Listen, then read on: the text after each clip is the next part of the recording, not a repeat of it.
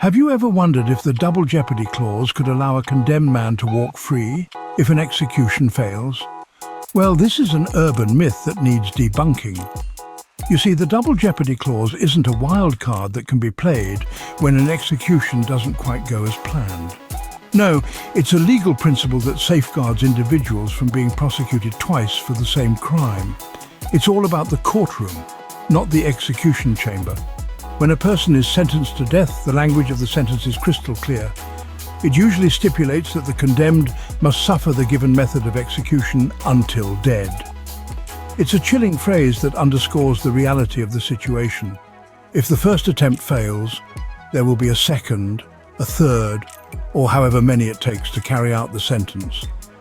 So, there's no free ride. If the electric chair, the gallows, or a lethal injection doesn't get the job done the first time around, authorities just have a second go at it. Let's turn back time to 1984, where we have the case of Alpha Otis O'Daniel Stevens in the state of Georgia. Stevens, a man with a criminal past, was convicted for a murder that occurred during a burglary a decade earlier. The victim was an innocent man who had the misfortune of stumbling upon Stevens in the act of a burglary. The trial was quick, the evidence undeniable, and the verdict was capital punishment. However, the execution of the sentence was anything but normal. Stevens was sentenced to die in the electric chair, a method of execution that was at the time considered both quick and humane.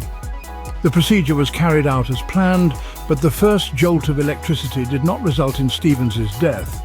Instead, he remained in the chair, alive and, according to some witnesses, semi-conscious. Now, one might think this would be the end of it.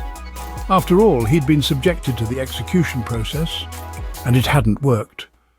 Surely this would be grounds for a stay of execution or even a commutation of the sentence. But the reality of judicial proceedings and the carrying out of sentences is far from such urban myths. The language of a death sentence is unambiguous. It clearly states that the condemned must suffer the given method of execution until dead. So, despite the initial failure, the execution had to continue. This meant that Stevens had to endure a period of 6 agonizing minutes while his body cooled down from the first jolt.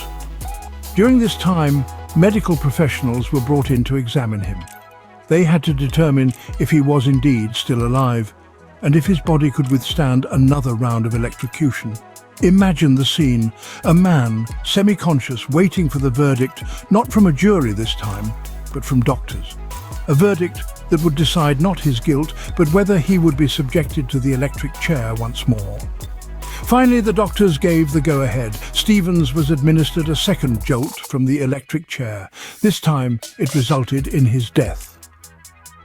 The case of Alpha Otis O'Daniel Stevens is a chilling reminder of the realities of capital punishment. It also provides a clear demonstration that the concept of double jeopardy, as often misunderstood, doesn't apply to the execution of sentences. The double jeopardy clause protects individuals from being prosecuted for the same crime twice. However, it does not prevent the state from carrying out a sentence, even if the first attempt at execution fails.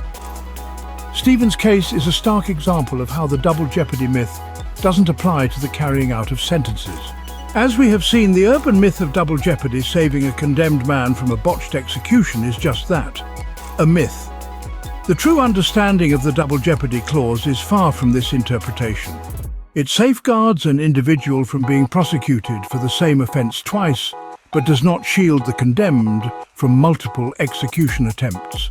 The tragic case of Alpha Otis O'Daniel Stevens, who endured 2 jolts of electricity before his death, stands as a stark reminder of this reality. In the language of the law, a death sentence is unambiguous. It explicitly mandates the condemned to suffer the given method of execution until dead. So, if the first attempt fails, the authorities are legally justified in making subsequent attempts. Remember, it's essential to separate fact from fiction, especially when it comes to understanding legal principles and their application. Until next time, keep questioning and keep learning.